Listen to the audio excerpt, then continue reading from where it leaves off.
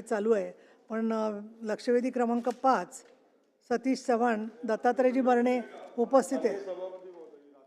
लक्षवेधी क्रमांक 5 हो ते आता घेणार ते हो मंत्री येणार आहेत राखून ना. म्हणजे मंत्री येणार आहेत. मी आता तेच बोलले पंकज येणार भोयर आहेत. नाही आहेत विधेयकासाठी गेलेले हो आहेत, ते मामा आले की घेऊ लक्षवेधी आपण. क्रमांक 5 माने सभापती महोदय, हा कृषी विद्यापीठाचा रिक्त जागांचा प्रश्न आहे। जवळपास 65% जागा शिक्षक संवर्गातील रिक्त आहेत। कसं काय संशोधन चालणार, कसं काय मुलांना शिकवणार? मी 5 अधिवेशनात हा प्रश्न विचारला। लक्षवेधी प्रत्येक कृषी मंत्री म्हणतो लवकरच भरणार। मागच्या 10 वर्षापासून भरती झाली नाही मामा, संशोधन शून्य आहे।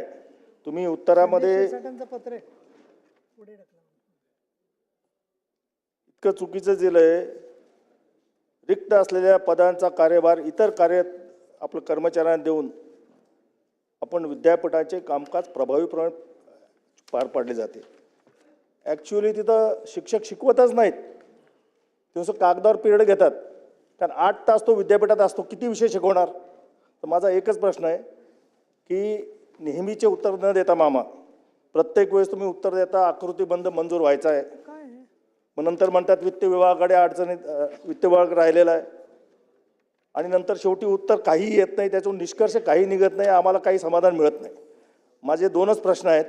पहिला प्रश्न, या मार्च 26 पर्यंत ह्या सर्व रिक्त जागा भरणार का? आता ते वित्त विभागाकडे किंवा कोणाकडे आम्हाला काही देणं घेणं नाही, त्याची जागा भरणार का हा स्पेसिफिक प्रश्न। आणि आपण ह्याच्यानंतर सेवा प्रवेश मंडळाच्या अध्यक्षपदी सुयोग्य व्यक्तीची निवड ती जेव्हा होईल तेव्हा होईल, पण तो हा ॲक्च्युअली तात्पुरता काय म्हणतो, हे जेव्हा होईल तेव्हा होईल, आपण हा तात्पुरता कुणाकडे देणार का? हे 2च प्रश्न माझे आहेत।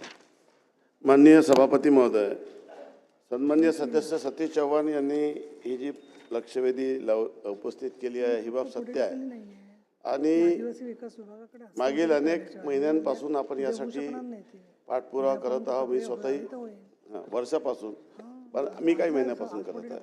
आम्ही स्वतः याचा पूर्ण आढावा घेतला विद्यापीठाचा, मागच्या आठवड्यात आम्ही आढावा घेतला, आणि माननीय मंत्री महोदयांनी स्वतः या विषयाचा पाठपुरावा सातत्याने करत आहोत। माझ्याकडे वित्त विभाग देखील असल्यामुळे आज देखील सकाळी मी वित्त विभागाशी चर्चा केली। वित्त विभागात 2 मंजुरी अपेक्षित आहे, एक वित्तची आणि दुसरा आकृतीबंधाची।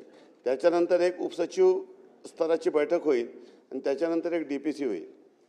आम्ही स्वतः या संदर्भामध्ये मी आपल्याला या ठिकाणी आश्वस्त करतो की मी आजच त्यामुळे कुठल्याही परिस्थितीमध्ये पुढच्या 10, कारण की काही त्रुट्या होत्या त्याची पूर्तता केलेली आहे, कानाला लावून बोलायचं आणि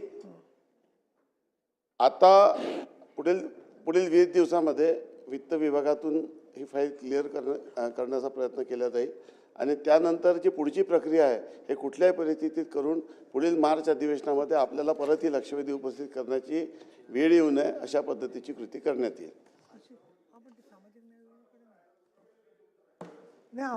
सन्माननीय सदस्य, तो दुसरा प्रश्न आपण मांडला की आपल्या सगळ्यांची म्हणून तुमची जी भावना लक्षात घेता सद्यस्थितीत आपले जे कार्यरत जे उपाध्यक्ष आहेत ते MCRच्या तात्पुरत्या स्वरूपामध्ये त्यांना सेवा प्रवेश मंडळाच्या ह्याचा कारभार निश्चित प्रकारे दिला जाईल की जेणेकरून कुठं परत आपल्याला अडचणी येऊ नये। सन्माननीय अमोलजी बेटकरी। धन्यवाद सभापती महोदय। मी डॉक्टर पंजाबराव देशमुख कृषी विद्यापीठाचा कार्यकारी सभासद आहे। आता जो लक्षवेधीच्या रूपानं निमित्तानं सतीश चव्हाण साहेबांनी जो प्रश्न उपस्थित केला त्यात अकोला कृषी विद्यापीठाची जर परिस्थिती बघितली तर 65% पदं अकोला कृषी विद्यापीठात रिक्त आहेत, म्हणजे 2235 पदं, 3538 मंजूर पदं आहेत। उत्तरामध्ये माननीय मंत्री महोदय एक हास्यास्पद लाईन अशी आहे की इतकी पदं भरती झालेली नसताना, कमी तिथं असताना प्राध्यापक विद्यापीठाचे कामकाज प्रभावीपणे पार पाडले जाते। आता एका प्राध्यापकाकडे सभापती महोदय 4-4, 5-5 विषय आहेत, आणि विषय जर बरोबर शिकवले गेले नाहीत तर विद्यार्थ्यांवर तो अन्याय होतो, त्यांच्या ज्ञानात योग्य ती भर पडत नाही। माझी विनंती अशी आहे की मी सुद्धा आता बरेच अधिवेशनं पाहिले, मागच्या वेळेस कृषी मंत्री माणिकराव कोकाटे साहेब असताना त्यांनी पण उत्तर दिलं होतं की लवकरात लवकर पदभरती करू. ती पदभरती अद्याप झालेली नाही, विशेषतः डॉक्टर पंजाबराव देशमुख कृषी विद्यापीठाची. आणि नंबर 2, तृतीय आणि चतुर्श्रेणी कर्मचाऱ्याच्या पदस्थापनेचा विषय आता ऐरणीवर आला होता. माननीय कुलगुरूंकडे 2 प्रभार आहेत आमच्या अकोला आणि राहुरी विद्यापीठाचे. त्यांना ज्यावेळेस प्रश्न विचारला की यांची पदभरती कधी आपल्याला म्हणजे पदस्थापना कधी देणार संवर्ग, ते म्हणतात आता नगर परिषदेच्या निवडणुकीच्या आचारसंहितेमुळं आम्हाला तसं देता येत नाही. विद्यापीठाला ही आचारसंहिता लागू असते का, आणि असं जर उत्तर कुलगुरू देत असतील तर याबाबत आपण काय कारवाई करणार? सभापती महोदय, सदस्यांनी सांगितलेले प्रश्न, त्यांचा मुद्दा एकदम बरोबर आहे.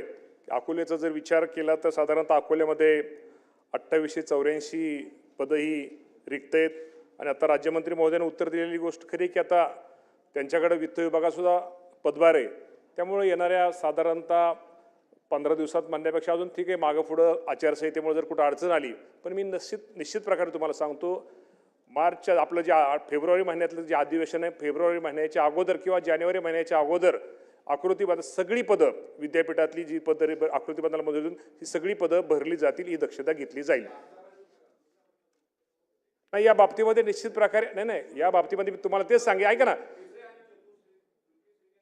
सगळं टोटल आकृतीबंध आपला 11,350 पदाचा आहे. तो 11,350 पदच ते संपूर्ण त्या बाबतीमध्ये सुद्धा तुम्हाला मी सांगितलं ना की त्या बाबतीमध्ये निश्चित प्रकारे आपल्या सगळ्यांची भावना मागाशी उत्तर सभापती महोदय त्यांना दिलं, पण परत त्यांना असं उत्तर देतो की निश्चित प्रकारे या बाबतीमध्ये तुमच्या सगळ्यांच्या भावना लक्षात घेता सद्यस्थितीत कार्यरत असणारे आमचे उपाध्यक्ष MCRचे यांच्याकडे तात्पुरत्या स्वरूपामध्ये सेवा प्रवेश मंडळाचा अध्यक्षपदाचा कार्यभार ताबडतोब सोपवण्यात येईल.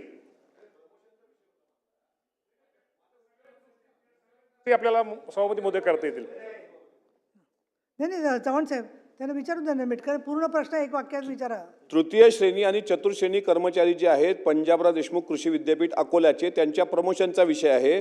तो प्रमोशनचा विषय अगदी विद्यापीठांच्या कुलगुरूच्या हातात आहे, पण विद्यापीठांच्या कुलगुरूंनी आचारसंहितेचं कारण सांगून अद्यापही त्यांना प्रमोशन दिलं नाही. तर विद्यापीठाच्या कुलगुरूंना आम्ही फोन केला, त्यावेळेस ते म्हणतात आचारसंहिता लागू आहे. जिथं आचारसंहिता नगर परिषद नगरपंचायतीची आचारसंहिता विद्यापीठाला लागू होत नसताना असं त्यांनी उत्तर दिलं.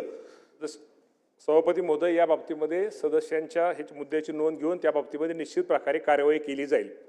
सदाभाऊ खोत, मला याच्यावर विचारायचं, या लक्षवेधीवर आहे. हो, हां विचारा. धन्यवाद सभापती महोदय. या ठिकाणी कृषी मंत्री महोदयांच्या मी निदर्शनाला आणून देतो की गेली अनेक वर्ष आवाजाला काय झालंय, मोठ्याने बोला. गेली अनेक वर्ष झाली पदं रिक्त आहेत राहुरी विद्यापीठामध्ये. राहुरी विद्यापीठामध्ये सुद्धा पदं रिक्त आहेत मोठ्या प्रमाणामध्ये. त्याचा परिणाम शिक्षण ह्याच्यामध्ये मोठा होत आहे. तर ही पदं आपण असा काही कालबद्ध कार्यक्रम तयार केला आहे की बाबा एवढ्या दिवसामध्ये आपण भरू शकतो? सभापती महोदय, आता आमच्या राज्यमंत्र्यांनी सांगितलेलंच आहे की त्यांच्याकडे वित्तचा पण कारभार आहे. आमचा हा प्रस्ताव वित्त विभागाकडे आहे. येणाऱ्या काळामध्ये साधारणतः पुढच्या म्हणजे मागाशी त्यांनी सांगितलं, चव्हाण साहेब यांनी सदस्यांनी जे त्यांनी विचारलं की बाबा प्रत्येक अधिवेशनात आम्हाला हा प्रश्न विचारावा लागतो, पण पुढच्या अधिवेशनाला हा प्रश्न विचारावा लागणार नाही. ही संपूर्ण पदभरती ही केली जाईल. Very good. आता लक्षवेधी काय झालं चव्हाण साहेब, झालं समाधान ना? लक्षवेधी क्रमांक 6 राजेश राठोड. आपल्याला मी अवगत करू इच्छिते की आमच्याकडे सन्माननीय मंत्री महोदयांची अशी विनंती आलेली आहे